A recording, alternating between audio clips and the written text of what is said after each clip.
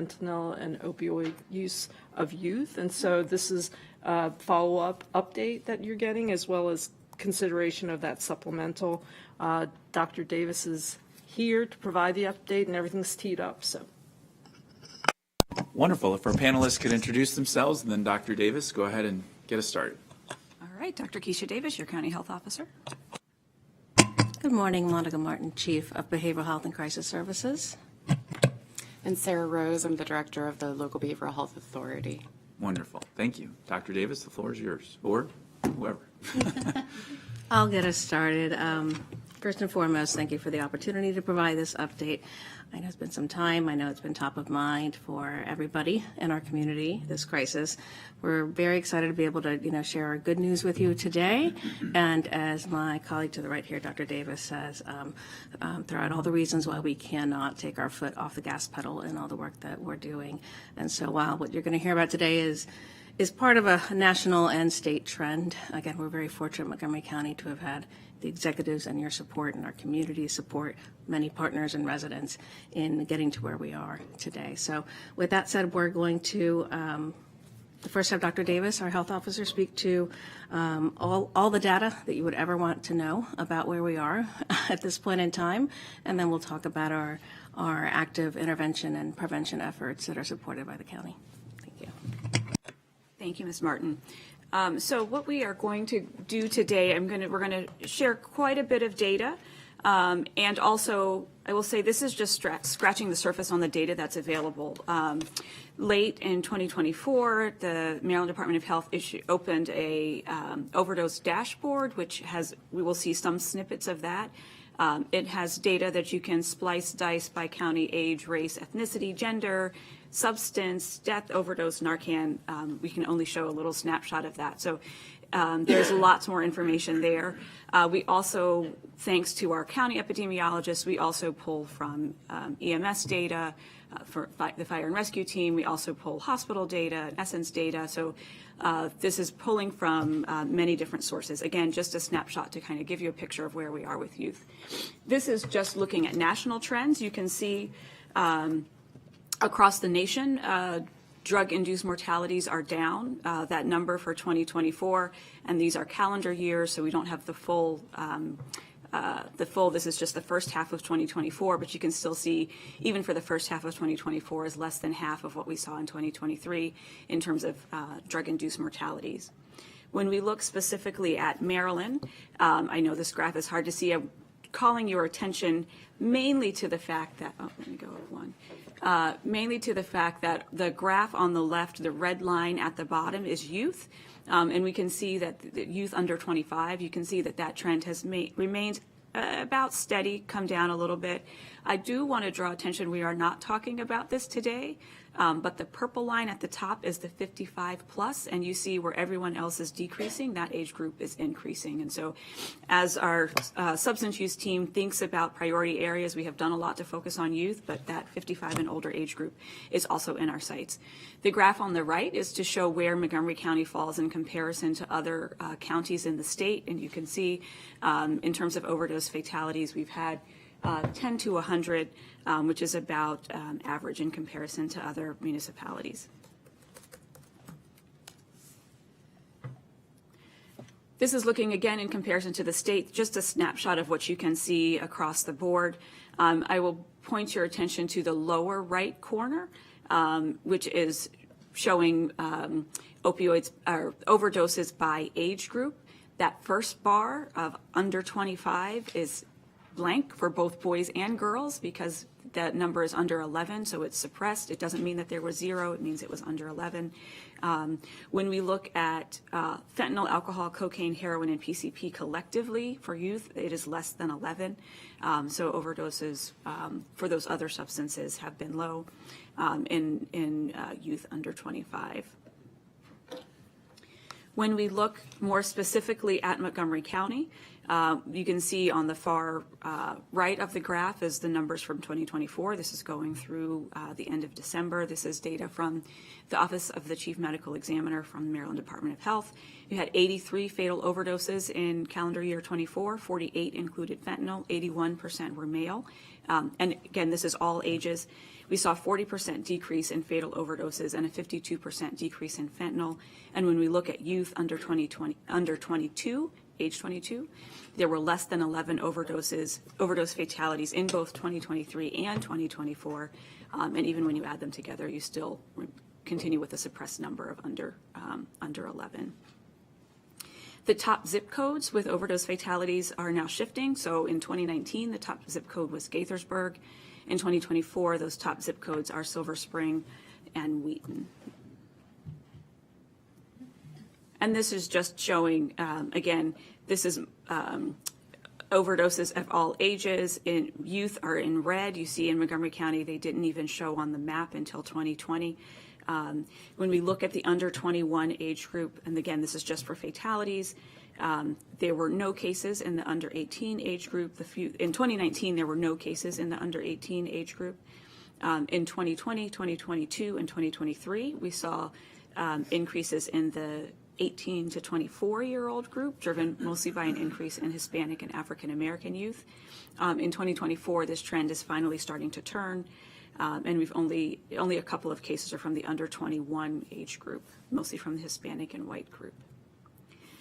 Again, when we look at county data, you can see that trend broken out by age.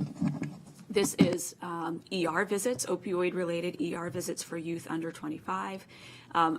You can see that, dramatic increase in 2023. In 2024, while we did see a decrease across the board, I do want to draw your attention. Draw your attention to the 2020 to the 15 to 17-year-old age group in 2024. So even though we saw a decrease across the board, that age group did increase. I also just want to highlight in terms of gender, I don't show it on the slide, but when we look at the 15 to 17-year-old age group, we see a higher rate of overdose in girls than we do in boys, and often the conversation that we are having is around boys, and we need to make sure that we are thinking about our girls in overdose. When we look at under age 14, girls and boys overdose at about the same rate. At that 15 to 17-year-old age group, girls pull ahead, boys start to pull ahead over 18, and then over 21, boys pull far ahead. And then when we look at that broken down by race and ethnicity, Hispanic and African American groups showed higher counts compared to 2018, while whites showed a sharp decline. You can see that minority groups fared worse through the COVID years and still haven't quite recovered from its impacts, and Hispanics have showed the highest counts. And then just looking at the zip codes on the left, you have 2023, and on the right, 2024. The gray areas are places that had at least one, but less than 11 incidents. And so you can see the counties that are gray. The 20878 had 17, and the 20904 had 14, and then you can see those pretty significant decreases, 10 and 11 in 20902 and 20906, I believe. Just looking at the trend, specifically, again, in ER visits for opioid overdose, you can see the breakdown by age from less than 18 and the 18 to 21-year-old age group. And then looking at Narcan administration. So EMS data does not include race and ethnicity data. They only collect that for race info and cardiac emergencies. In 2019, only 1% of patients refuse transport to the hospital. However, more recently, they see up to 10% are refusing transportation to the hospital. It's in terms of Narcan administration in schools, this is often asked. We only have data on when EMS is also called. The numbers are low. No school had more than one incident. There were no more than, it was under 11, so we can't share the numbers, we can't share the schools. But the numbers are half. In 2024 calendar year, the numbers are half of what they were in 2023, and not half of what they were in 2022. So we've seen significant decreases, and all of those decreases remain at less than 10. And the last 2 years have been only in high schools. With that, are there any questions on the data before we transition to talk a little bit? Okay. All right, I will transition. Sarah. Great. Thank you. Thanks so much. Okay, yes, so I'm going to just provide a brief overview in terms of the services that, of the youth substance use intervention efforts that are supported by HHS. And the first one is our newest program that has come online. This is our residential substance use treatment program for withdrawal management services for youth. And this contract began on August 31st, 2024. We were, due to the increases in adolescent substance use, particularly with opioids and the increased overdoses, we were finding that there was a very strong need for this level of care that did not exist in Maryland at that time.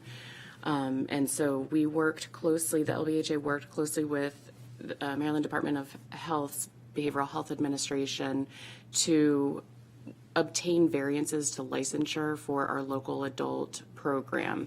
And so from August 2023 until current, it was a total of 39 variances that were approved for youth on a case-by-case basis to be able to be admitted into the adult program. Obviously, that's not an ideal situation when we have an adolescent and adult program. So concurrently, we were also working with the state to find a way to get one of the programs up and running as quickly as possible. In the entire state, there was one program that maintained licensure and accreditation for serving youth for withdrawal management, and so we were able to work, again, closely with the state to get that program up and running. So far, since opening, there have been 26 youth who have been admitted to the residential program, 15 of which were from Montgomery County. And there has been a 77% completion rate, and the average approximate rate of stay is about 14 days. The provider is also working on updating the building because it had been closed. The wings for the adolescents had been closed for quite some time, and so there was quite a bit of extensive updates that were needed in order to make it a safe and appropriate place for the adolescents to stay. And from August 31st until current, it has been available to males only. However, starting on Monday, the 27th, it will be available for all referrals. So we're really excited to share that information. For our intensive outpatient treatment program, we have the Journeys program, which is located in Rockville. They have served, in last fiscal year, 177 youth were served, and Q1, 64 youth were served. For the completion rates, they are relatively low. However, we're finding that that's pretty common across the board when there's just due to the difficulty and challenge of engaging and getting the youth to completion. This program is operating in a hybrid model where the assessments are performed in person, and then there's once per week there's an in-person session, and then the other two sessions are virtual. We're finding that there's been comments about youth sometimes preferring to attend virtually, that sometimes it's easier, especially when they're going multiple times per week into a treatment program. For Suburban Hospital Addiction Treatment Center, this is our contracted level 1 and 0.5 early intervention program. This program, last year they served a total of 30 youth, and Q1 there's been 7 youth served so far. There has been low numbers, and so there's been significant outreach to inform the schools and community that this program is available and accepting referrals. The good news is there's no wait list for these programs, and there are also other programs throughout the community that also accept clients that don't have the direct contracts with HHS. And so we are finding that there has been increasing over time, increasing rates of engagement and participation in adolescents over the past several years. It's about 5 to 10% increases year over year. So that's the good news. We also have a contract with Shepherd Pratt for the Adolescent Clubhouse program. This is where they provide a family and peer support and really making sure that youth who are in early recovery have the social supports of friends and peers and they're able to connect in pro-social kinds of ways. And so last year there were 56 youth served, and this year 31. And we also have the SUD, the Substance Use Disorder Emergency Prevention and Intervention program with Identity, and this contract began on Valentine's Day of last year on February 14th, and there's been targeted outreach to youth, in particular within the Aspen Hill, Wheaton, and Glenmont areas, and they're connecting these youth to treatment services and other needed resources. So in total, there was so far 1,100 youth and adults have been outreached, and there have been 40 youth who are receiving intensive case management and connections to services, 34 of which have been referred to substance use disorder treatment and 14 to mental health providers.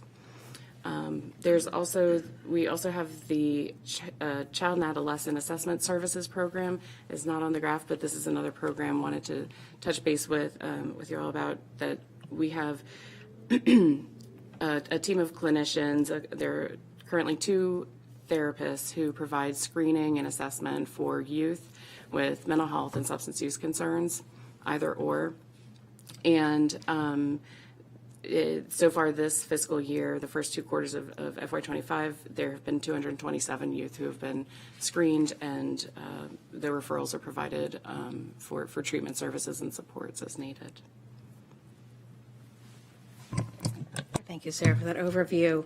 I just need to highlight again, I know we've all heard it before, but we need to be reminded of just the chronic nature of the disease of substance use disorder. The fact that our youth, we know our brains are not fully developed till we're, 25 at least. That's what science tells us, has told us for many years now.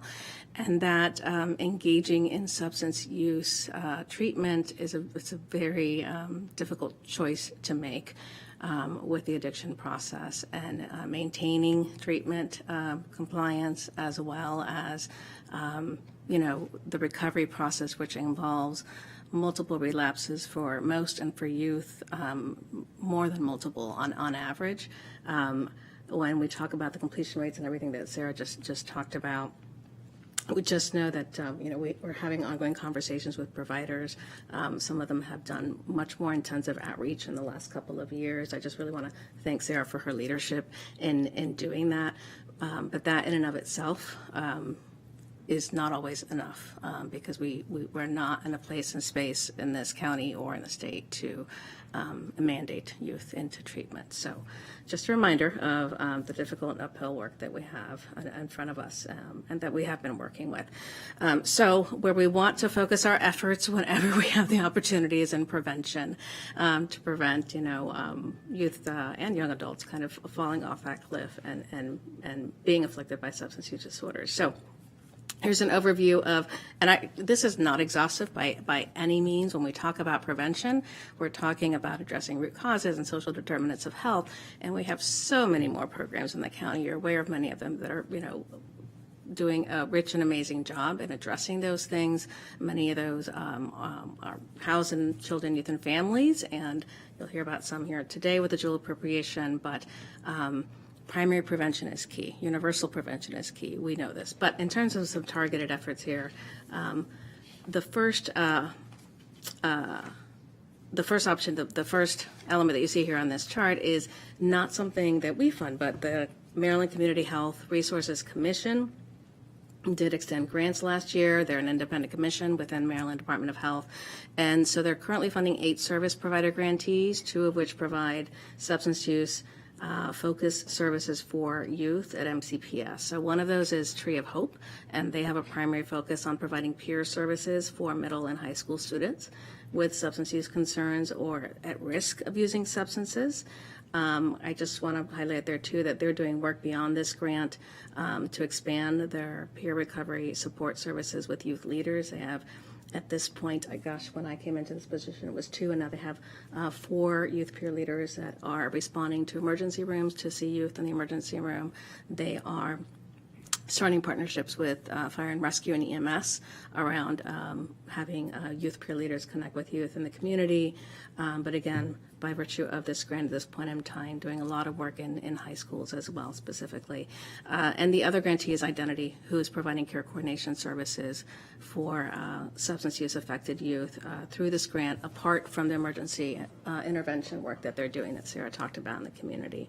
So the local behavioral health authority is the pilot hub for this effort and collaborating very closely with MCPS for the expansion of behavioral health services here in Montgomery County for youth. The next round of grant funding was released and is due February 4th, very soon, for the Consortium on Coordinated Community Supports. And that was intended to make available up to $120 million in new grant funding across the state to support current and expanded behavioral health services. This is from pre-K through high school, the whole gamut. However, the companion bill to Governor Moore's proposed FY26 budget, the Budget Reconciliation and Financing Act, it would make permanent a $90 million annual reduction in school behavioral health funding specifically provided by the Consortium on Community Supports. So that may not be as robust an opportunity moving forward.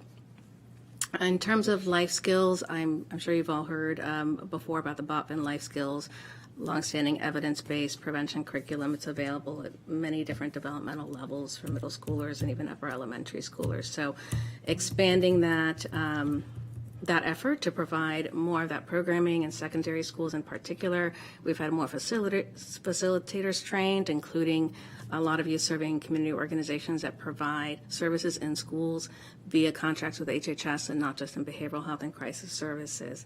I can tell you right now, currently there are groups being conducted at Martin Luther King Jr. Middle School, at Neelsville Middle School and Parkland Magnet Middle Schools. And that effort, which starts with one-time presentations and engages youth in the ongoing 8-session curriculum, has reached 525 unduplicated youth at this point in time. We continue to expand the Be the One Youth Ambassador Program. We're very excited that membership has more than tripled. At this point, we've got 53 youth ambassadors representing 13 schools. Those are 12 MCPS schools and 1 independent school.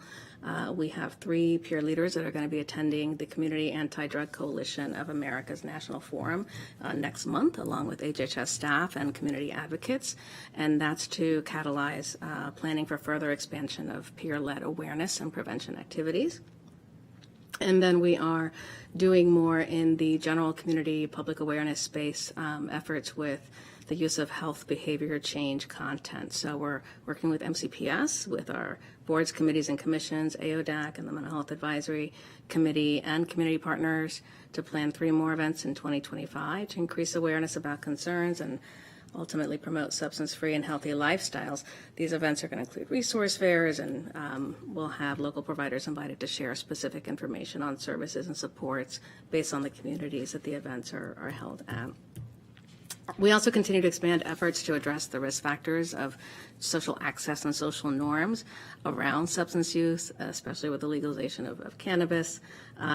This is done through collaborative efforts to continue with the drug take-back efforts, the social marketing efforts that we have in place, and utilizing input from youth to educate youth and caregivers. So again, those efforts include partnerships with local law enforcement, our youth ambassador programs, HHS, and various community interest groups. In terms of how we engage, next slide, please. Yeah, how we engage.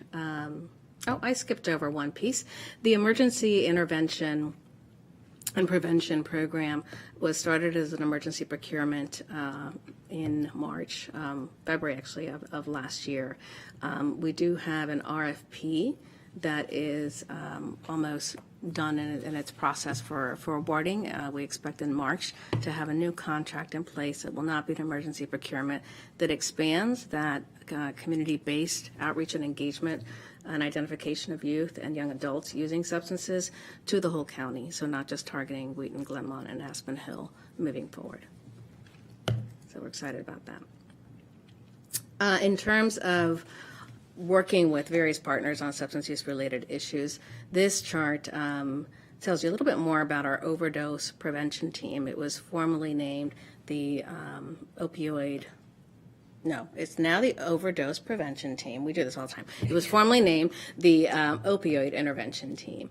And this is a body that is required by the state to promote multidisciplinary collaboration and expand substance use-related supports, specifically Maryland's Office on Overdose Response, and is responsible for developing a local strategy in every jurisdiction to reduce overdoses and to host meetings and discuss updates. So this body must be chaired by the local health department, and Dr. Davis is our valiant chair and co-chaired by local partner organization, and right now that's Second Chance Treatment Center. It includes partners, again, this is a state requirement, includes partners from 8 sectors, and you have the names of the agencies and organizations that represent those 8 sectors in your packet, but the sectors are health, social services, education, public safety, harm reduction, recovery support programs, treatment programs, and community and faith-based organizations. So it's a broad multi-sector gathering. The state requires us to meet quarterly. We have been meeting monthly. We are at a place now where we may be meeting a little less frequently, maybe every other month, not quite quarterly. And this is also the entity that is responsible for giving us ultimate advisement on our recommendations for the use of opioid abatement funds, as well as any grants from the Maryland Office on Overdose Response. We also have our Alcohol and Other Drug Addiction Advisory Council, and we know that that's a BCC here, a board committee and commission here in our county government. The representation of that body in terms of the voting membership by county charter includes members of the public, at least 5 members that represent the geographic and cultural diversity of the county, at least 1 individual in recovery, at least 1 professional who treats substance use disorders, a person of high school age or younger, a practicing physician, a pharmacist, a relative of someone who's currently in care for substance use disorders, and a member each of the clergy, the legal profession, the PTA, any PTA association, and the business community. So they meet monthly. I know that they have shared their priorities for this year with you previously in the fall. And then we also have our overdose fatality review team, which does exactly what it sounds like they do. They review the specific details of any fatality due to overdose here in Montgomery County, and that's to identify safeguards to implement in our systems of care to help us in preventing future fatalities. So that is a smaller medically focused team. It includes members of public health services, behavioral health services, our LBHA, corrections, and treatment providers. So we are working on aligning the efforts of these groups to ensure that everything that's happening in one group is informing the other, and we're currently in conversations with them about promoting maybe some more shared meetings together to kind of just really enrich that exchange and our shared learning and collective impact. And ultimately, I just want to make sure that I take this opportunity to thank all the community organizations that are involved with us in these groups and bodies. Their discussions with us have really helped us to develop evidence-based or culturally informed practices that have really evoked change in our work. So I will just, it's not in your slides here, but I will just share that with regards to the listening sessions and the community input that we garnered through virtual submissions and through meeting with different stakeholder groups around the use of the opioid abatement funds. You will not be surprised to hear that the overarching #1 theme that came out of those is that we still need to increase our upstream prevention education. So again, lowering in age and doing that in a targeted manner in upper elementary, starting in upper elementary. So we know that about 86% of youth who are engaged in fentanyl youth have started that by middle school, have at least tried it the first time in middle school. So we need to get into the elementary space to do that. We also heard a lot about additional parent-family education and support. And so in the future, you may see something come before you around increasing our capacity to do more of that more broadly. Okay, with that, I think we're going to move into the dual appropriation. Yes. Yeah. Actually, before we go there, we're just questions on the presentation and the numbers. So obviously any death is tragic and this impacts families, but it is good news that numbers are decreasing. And I know it's in no small effort to the great work that you all just highlighted. I just had one general question, and I'll turn to colleagues.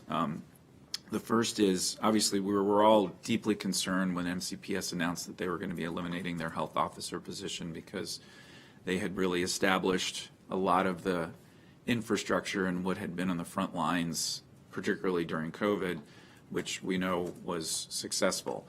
It sounds as though the transition, I'm sure, has been not without its challenges, but can you just describe generally what that relationship has been like and what we have been able to continue, or what have we lost as a result of not having that position within MCPS? Sure, I can talk a little bit. So I think the transition was bumpy in the beginning just because it was so abrupt.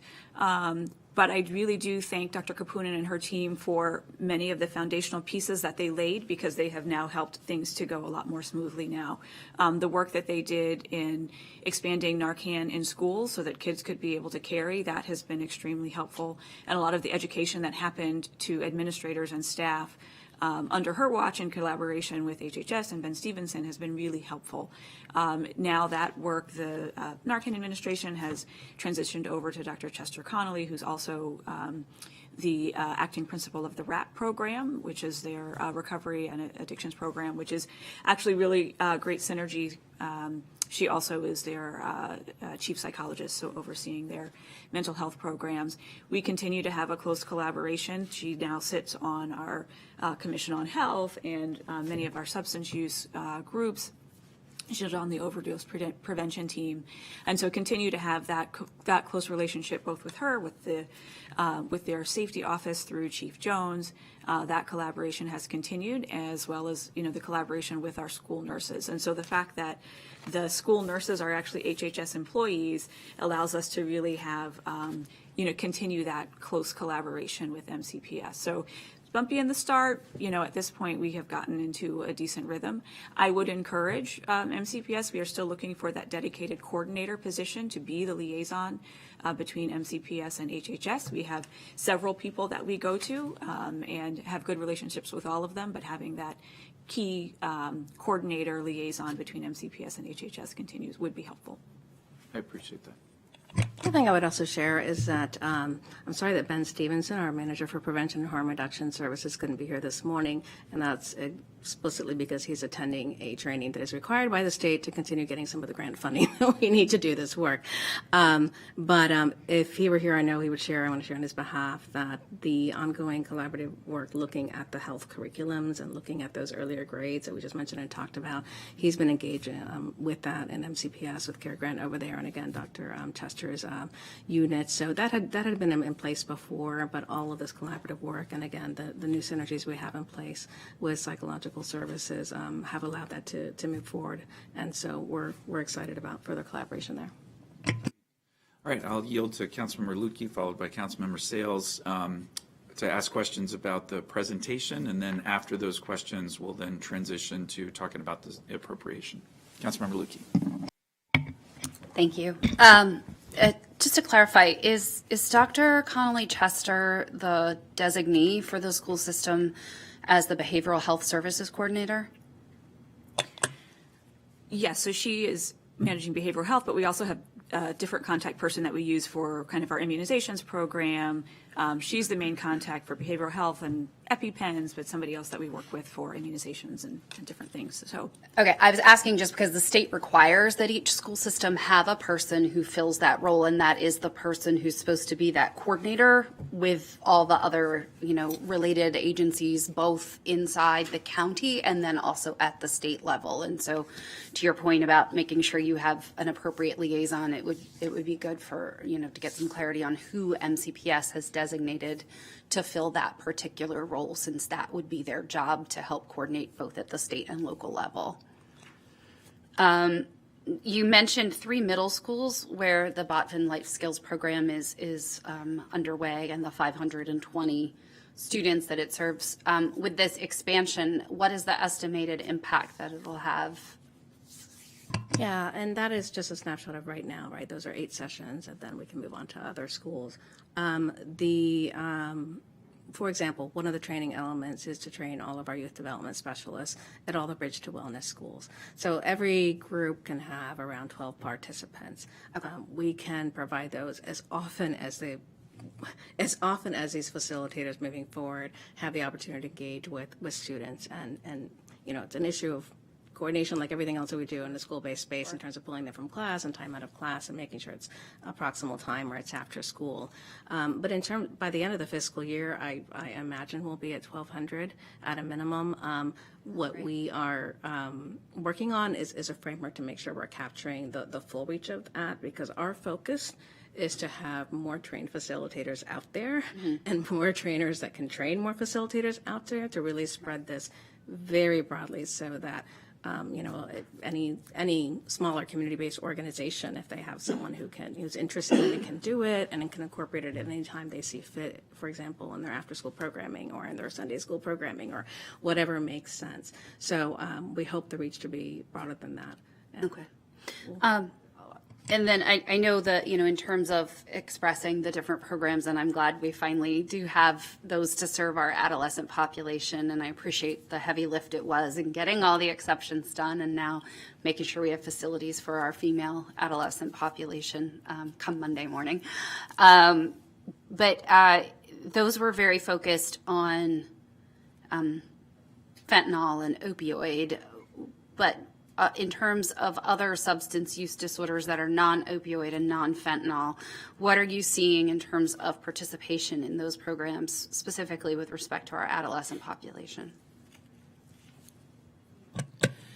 Yeah, we're finding overall the numbers have been increasing in terms of the engagement. I have the breakdown about more detailed information that we can circle back on. Thank you. Yeah, it's almost quaint, the whole notion of alcohol addiction in our youth population, but it still is an issue because alcoholism is itself a substance use disorder, so is nicotine dependence, right?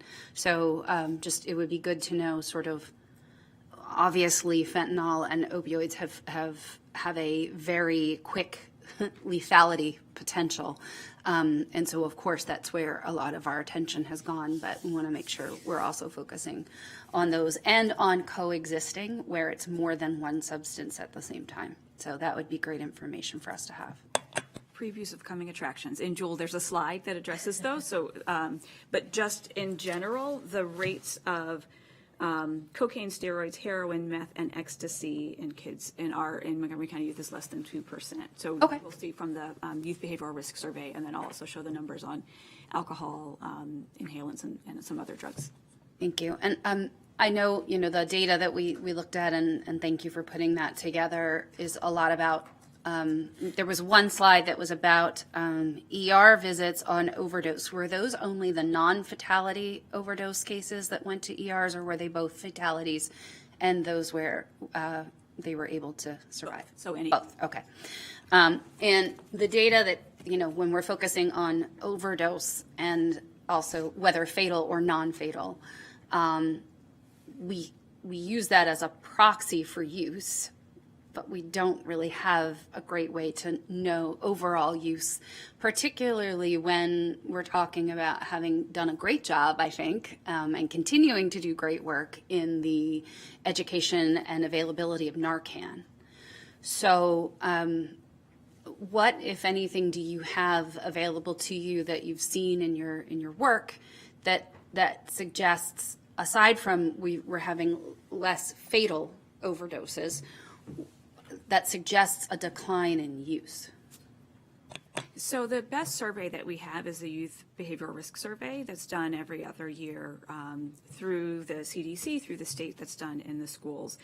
The challenge is that there's a 2-year delay on that. Right. But it's going to get to actual use. It's done anonymously.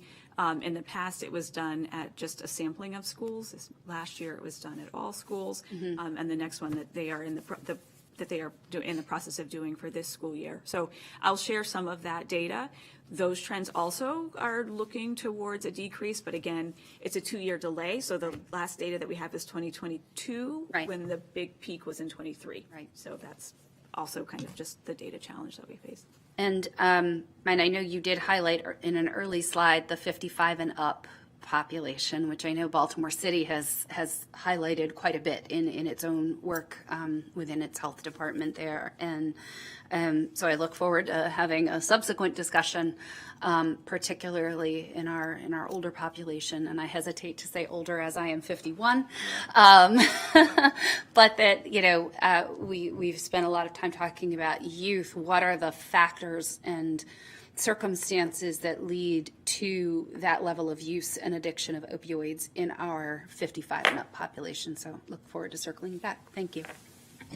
Yeah, and you know, we know economic conditions often lead to those, and so we're all bracing ourselves over the next 4 years. And we're not going to talk about it today, but 2 of the top 10 programs most likely to be reduced are opioid prevention programs at the federal level, and that's going to have an awful trickle-down effect. So, but we'll cross that bridge, I guess. Councilmember Sayles. All right. So thank you, Dr. Davis and Ms. Martin, Ms. Rose for the presentation. You know, this is all important work, and so I'm so glad that we're talking about this ahead of budget deliberations. As the council's lead for eliminating disparities in public health, I'm also eager to look at the racial disparities that exist, and so I'm glad that those were highlighted in this presentation. It also ensures that we are deploying appropriate services in the appropriate geographic areas. And so I just had a few follow-up questions regarding some of the programs. You partially answered this question regarding the racial and, the racial demographics, but related to the opioid and fentanyl-related deaths last year, are there any geographical references regarding those deaths, like where those individuals lived, where these incidents happened? I noticed that some of the grants are targeting particular areas. And I know that it was primarily Latinx, but didn't know if there were any other geographical references. In terms of deaths, I would say the numbers are too small because you're talking about, I mean, yeah, the numbers are just too small to highlight any one geographical area. So that's, I think, why we've used more of the ER visits and use it. And so in those numbers, It was one of the first slides. in the It was at the beginning. kind of the zip codes of ER visits. And so targeting kind of this down county area. Yeah, that looks like, is that East County? Yes, down East County, 20906 and 20902. Okay, because I noticed that some of the grants were focused on Wheaton, Glenmont, and so are there any programs specifically focused on this part of the county? So thank you for asking that question. That's exactly why the RFP that is replacing that emergency response, that was an emergency procurement, is broadening its reach to be countywide. It is specifically so that the provider, by virtue of how the RFP is written, will need to follow and do outreach to any hotspot as the data evolves over time. So we're looking at this, and yes, some of those zip codes are still kind of Aspen Hill, Wheaton, Glenmont area. But the reality is that our current provider didn't have the capacity to respond and certainly had calls coming in from other areas. And so while that was a focal point, we want to make sure that moving forward in our regular procurement, we have the ability to be to flexible and to respond to the changing trends in terms of geographic areas, but also in terms of target populations. Thank you. I know that Narcan is widely available. Students have it. I was in Annapolis last night at an event for ER physicians who were talking about having it at their homes because they never know who can encounter this issue, especially if they are in a remote area. Are we getting any exit information from anyone who has been near an overdose, if they have received care but are still, I don't want to say habitual, but it's a recurring incident after receiving care from any of these specific programs? So in conversation with our EMS partners, was noted the challenge of getting people to go into treatment. And so, as we were saying, 5 years ago, nearly everybody who was offered a trip to the emergency room took it. Now they're seeing a higher refusal rate where they'll come to the scene, provide Narcan, and then folks will refuse to go to the emergency room. The police do investigate all overdoses to try and leave behind Narcan and leave behind education for families. But you also can't drag somebody into treatment. And so that is a challenge that we face. I was also talking with our EMS colleagues about a buprenorphine program. So you may have heard in other jurisdictions where they'll do a start in the field. So they will get Narcan and then buprenorphine right on top of that. And the challenge that they've heard actually across the country is that people are refusing.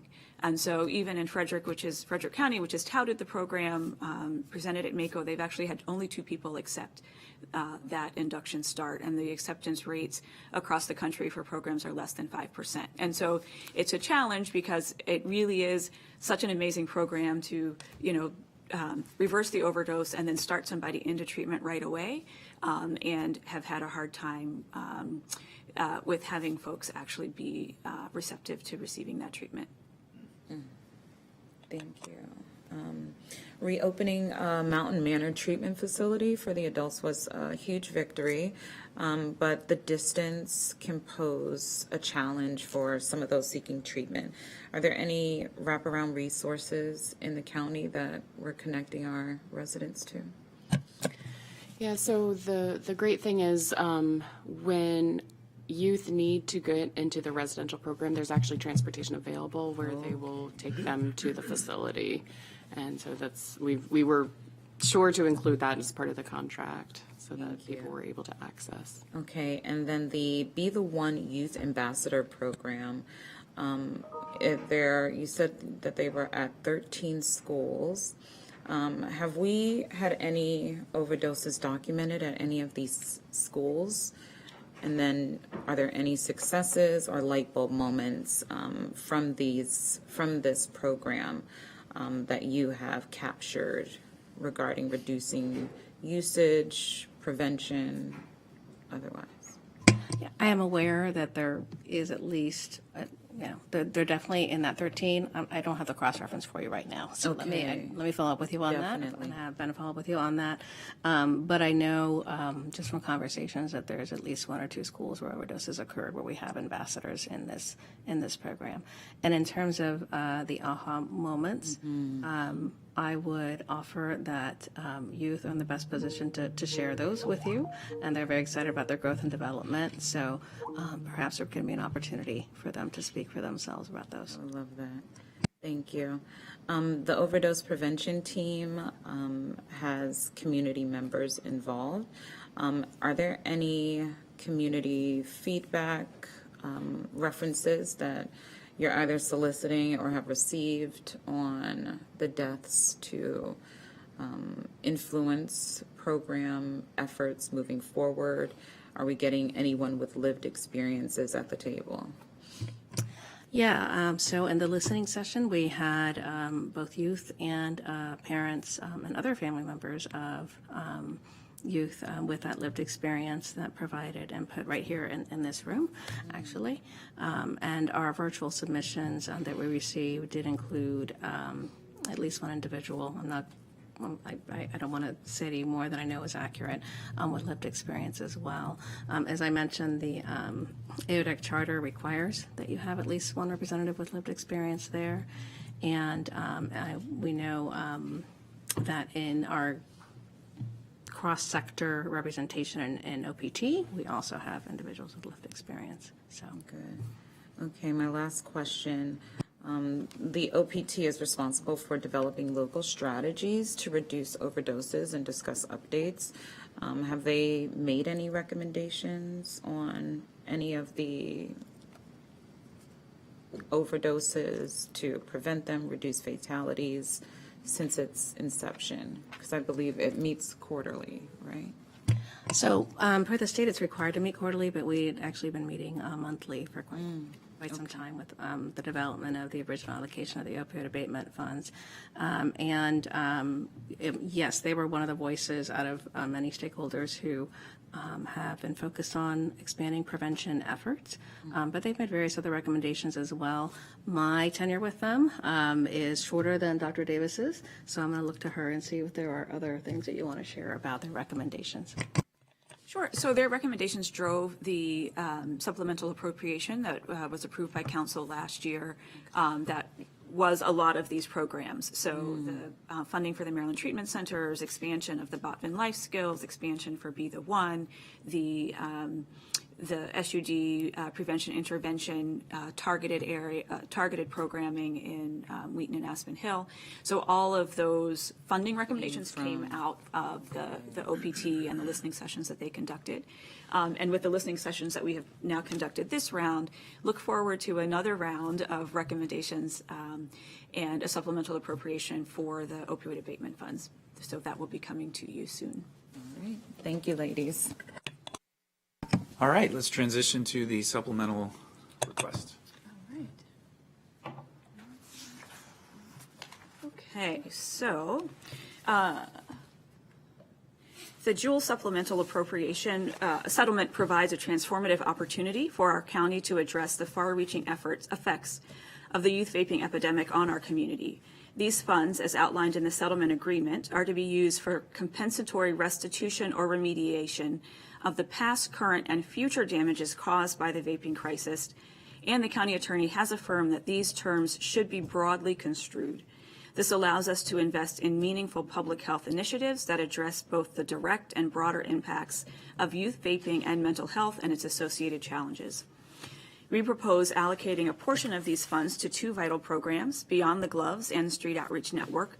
Both initiatives focus on empowering Black and Latino youth and target high-impact zip codes that have been disproportionately affected by the vaping epidemic. Research from local data confirm that Black, Latino, and low-income youth have faced higher exposures to and harm from vaping, along with the intersecting challenges of systemic inequities in health, education, and safety. Beyond the Gloves emphasizes youth mentorship and development, equipping young people with the tools they need to thrive, avoid substance use, and prioritize their health and wellness.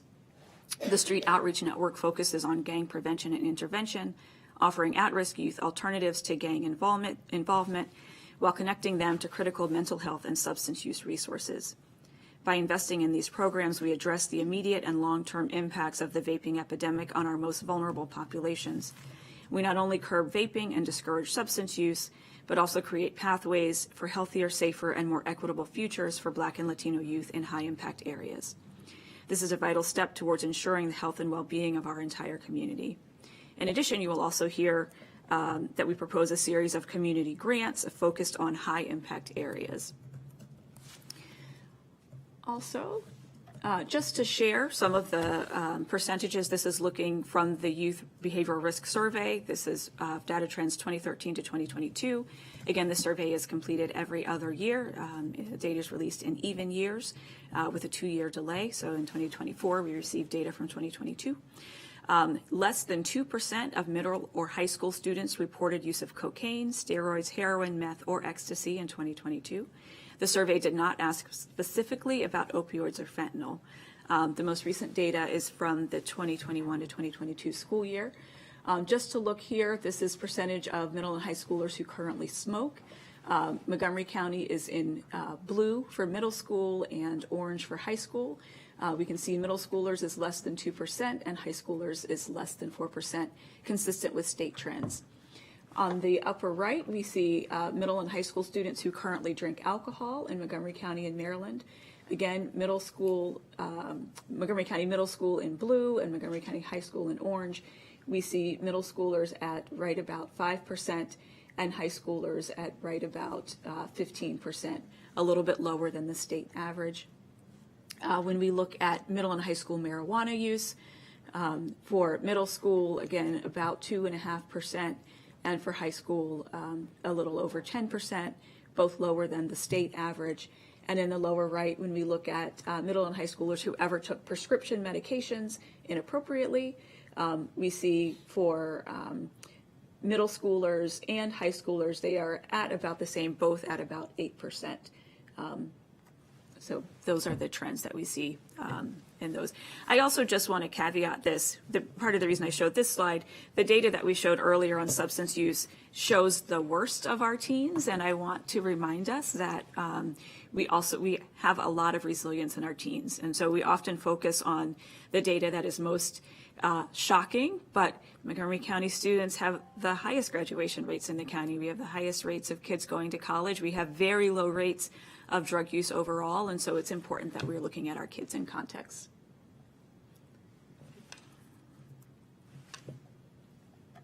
So just a little bit about the appropriation. For rec mode, what is proposed is $250,000 to support the Beyond the Gloves program, which provides mentorship, access on health and wellness resources, really focusing on fitness and keeping your body well. And $100,000 for Street Outreach Network to enhance their daily outreach, after-school programming, connecting to health, mental health, and substance use resources, focusing specifically on youth residing in the Enclave and in the broader East County region. We're also proposing a series of Jewel Atria Community Awards. This would be awarding up $1.3 million to up to 3 organizations.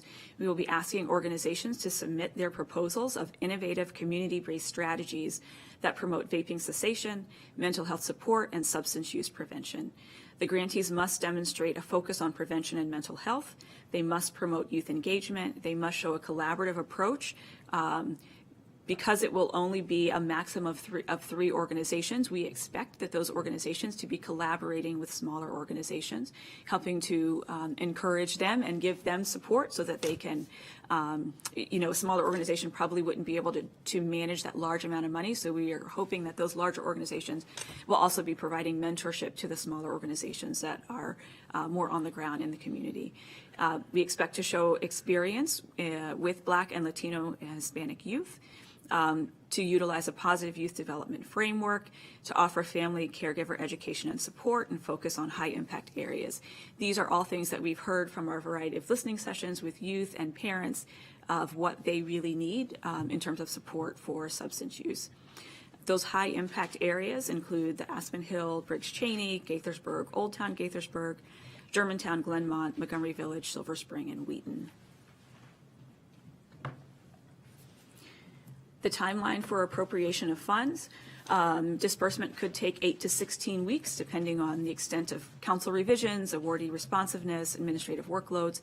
We've already been in contact with Raphael from the Office of Grants Management, so that as soon as council approves, we can get the notice of funding opportunity out on the street and start educating partners around that opportunity. The application phase will be for 4 to 6 weeks, and then review and scoring. So hope to be able to get funds into the community quickly, with the idea being that programs could have things in place before the summer.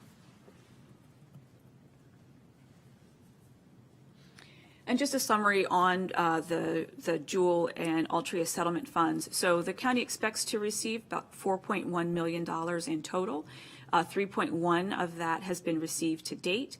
We've received our full payment from Altria, but we are expected to receive additional payments from Jewel in December of 2024, 25, and that should say 2026.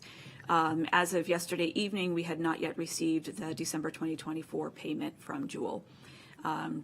The exact amounts of that payment, so the gap between the 3.1 and the 4.15, we expect it to be about $1.05 million, but that exact amount will depend on whether there's additional lawsuits that are filed against Jewel.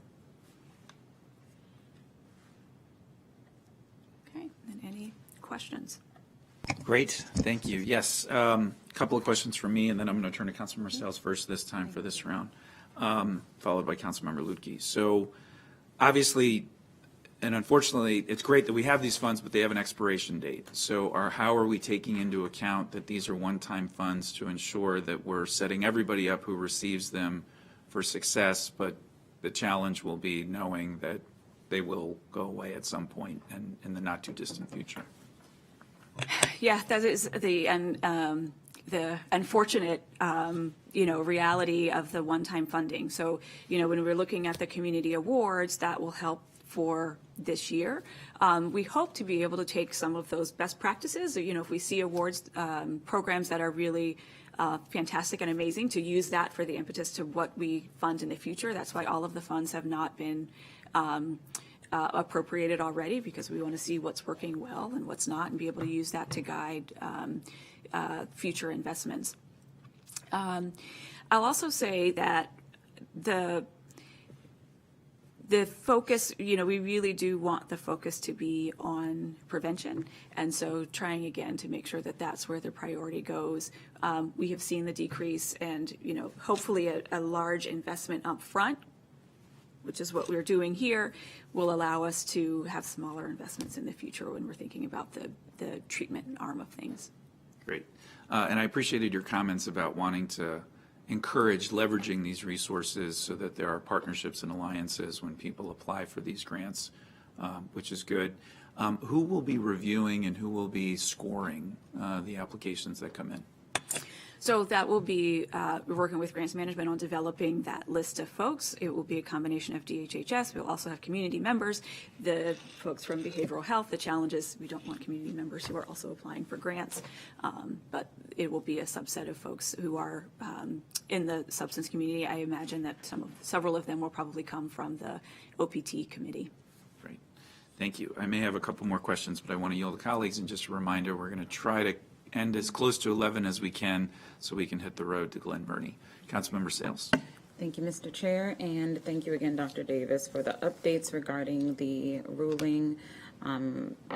Prevention has a lot to do with public health education, and a lot of these programs are already experienced in providing health education and prevention education. I know that you mentioned the criteria that would be used to select the grants. 2 have already been pre-awarded. How many organizations were evaluated in totality before the grants were? So Street Outreach Network is an existing program with DHHS, and so because of the strong work that they have been doing, encouraging additional support for them as they've been doing the on-the-ground work. Rec Mode was a program that has been in existence. There have not been funds to be able to provide them the resources that they need. We have seen them to be very promising and had been previously vetted. To Councilmember Albornoz's question, part of the funds for Rec Mode is also to help them build some of their infrastructure to create that sustainability going forward. They have shown strong impact in the community, but have not had the support to be able to expand that more broadly in a way that's just not programmatic, and so giving them some of the flexibility to create that. The goal of the community awards is to find the more promising programs that haven't risen to the surface yet. In many of the conversations that we did with the listening sessions, and also some of the conversations that I've had on the youth safety front, have heard of a lot of smaller programs that aren't getting to the attention. And the goal of the community awards is really to help those smaller programs who are doing good work in the community, who haven't had the ability to compete for the bigger grants, to get support from some of the larger organizations to really see the light of day and emphasize the work that they're doing. Thank you.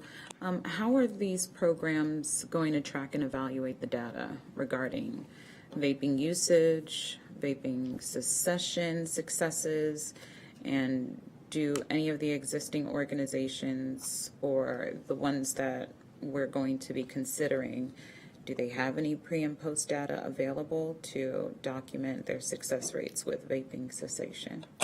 I don't believe any of them have been tracking their vaping rates currently, but that would be part of the award. the requirement to track, current and the status of vaping. Okay. I noticed.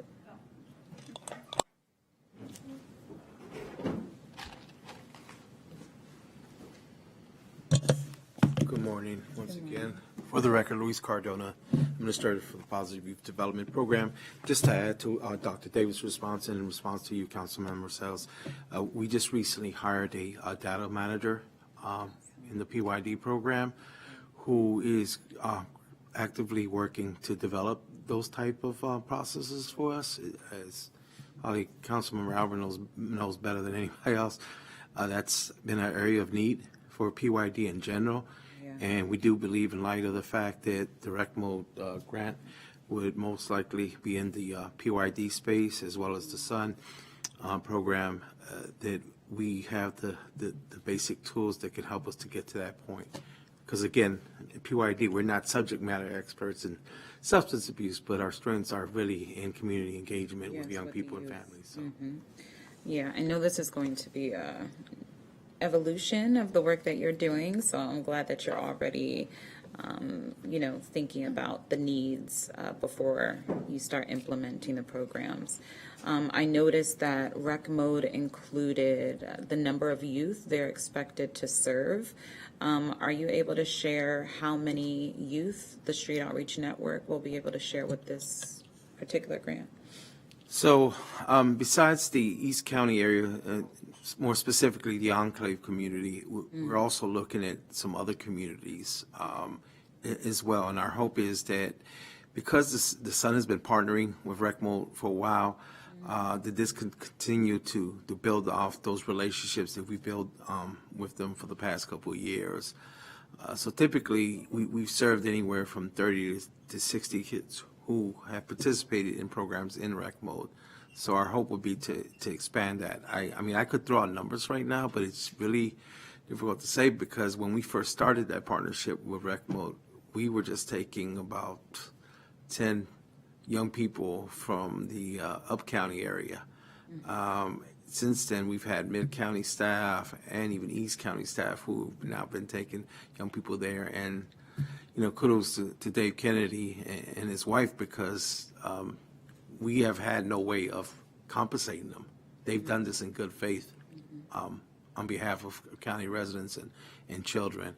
And so, we believe that this helps to do things in a right way because they've really put in good work.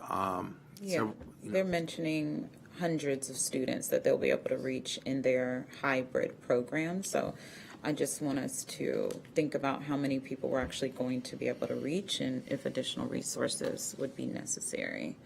And if you have any insight on the rec mode program, I know one of their goals is to improve youth trainer competency with Train the Trainer continuing education workshops. Do we know who's providing these trainings and what qualifications these trainers have? Yeah, so there's several different trainings that they've put in place. To their credit, the RecMo staff have already participated in the bill training that we fund through our youth safety initiative already. They have also gone through the National Compliance Network evidence-based curriculum, Joven Noble curriculum training as well. But then there's a number of other trainings that they are really putting into place to help build the capacity and skill sets to ensure cultural proficiency in the service delivery. So, parts of that does include the physical fitness part, but other components definitely includes addressing the needs of each diverse young person that's going to step foot into there. Yeah, if we can get more information about their training and experience in secession, vaping secession successes. And then can anyone clarify how these hybrid classes work? Because I thought this was a boxing program. I know it's has some mentoring aspects to it. Okay, yeah. So, the hybrid, they already currently implement this in the community at schools and some of the community rec centers. They've done some East County. they're looking forward to providing opportunities outside of their headquarters, which is located in the Wheaton, Glenmont area. And so that's their approach, with the hybrid model. But remember, this is a nonprofit entity, a small mom and pop shop that really gets no funding other than a recent contract from behavioral health, right, that they've been doing with Ben Stevenson. So aside of that, this is a great opportunity, as Dr. Davis alluded to earlier, to build their capacity and expand their services and to help make sure that it's a sustainable effort. I'll also add just the hybrid benefit. So yes, you can't box virtually, but the benefits of the program, the mentorship, the keeping connections. And so part of the goal is also to stay connected to kids even when they can't be there on site. And so helping with the transportation, again, for the folks who are up county, to still be able to engage them in meaningful relationships with folks even when they can't be there in person. All right, thank you. Thank you. Councilmember Luedtke. Thank you. And kind of following up on some of the questions that Councilmember Sayles was asking, I'm going to be candid. I had concerns that the rec mode portion of this and the street outreach network portion of this were a bit attenuated from what the intended purposes of the settlement agreement is, right? The restitution and remediation language, and not saying that there's something wrong with those programs, just that does the shoe fit the foot, if you will, for what the settlement called for. And because of that, I want to highlight the language in the settlement agreement. And it does say that the amount paid to each settling state shall be used for any lawful purpose.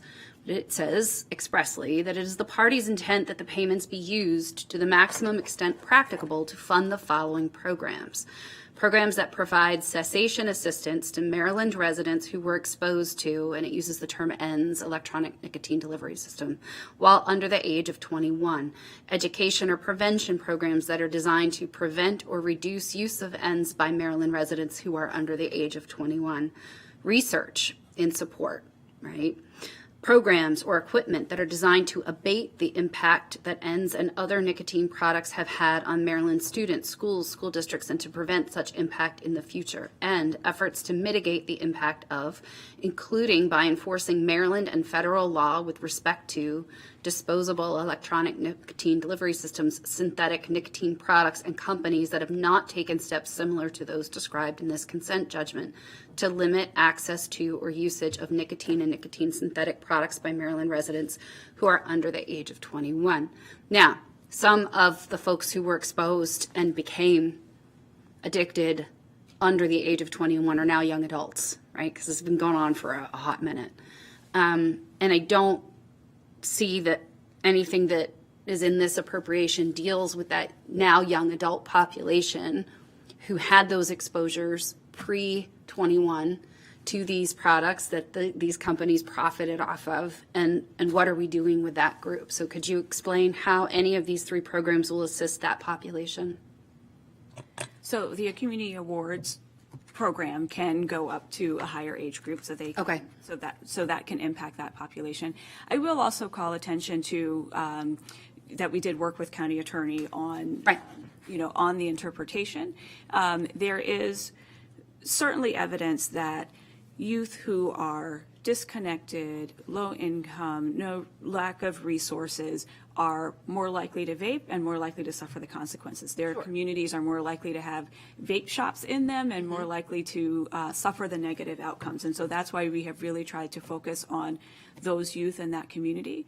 There are also many examples across the country of communities using their dual settlement dollars to impact youth in terms of a prevention space, community supports, mentoring, addressing mental health challenges in many of the ways that we are doing. And that was really, those examples were really used as the backbone for these proposals. Yes, and if I could just add real quickly, we have seen firsthand, specifically in the enclave community, where there is a high number of young people that have been exposed or involved in a lot of high-risk behavior to vaping as well. So because we're already engaging with that population, it kind of behooves us to say, hey, look, now we have to respond to this particular need. Although our mission is really focused on the gang population, our concern is not to make sure that it doesn't get any worse for them or for the community by utilizing these resources in our engagement.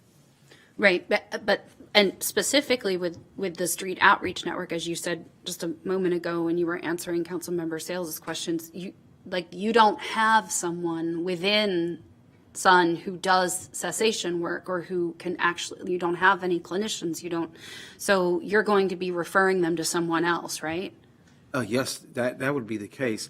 But do keep in mind that sometimes it's about how do we help build the coping skills for young people to deal with what they're doing. And so I can go back to a couple years ago during the pandemic where one of our staff person had implemented a gardening program. And so a couple of the young ladies who were involved in that program, believe it or not, had shared that it's the gardening in and of itself is helping to address that, Right. giving them that fix. Right. So yes, we want to make sure that they're getting the resources in Monica's shot, right? But we also want to, make sure that we are taking the responsibility because we're doing the primary engagement to provide them some level of supports and safe space for them to begin to understand what safe coping skills are, so they can look at self-medication because that's what this is all about, right? Right. In a different way. Right.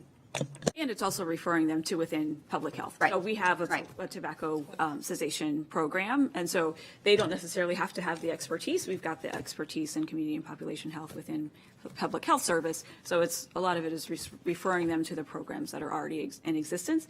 The program is small, and so doesn't have nearly the reach to be able to get to the communities that the Street Outreach Network team is getting to. Right. So, okay. So to your point that the cessation program inside public health is small, was any consideration given to using any of this funding to expand that program?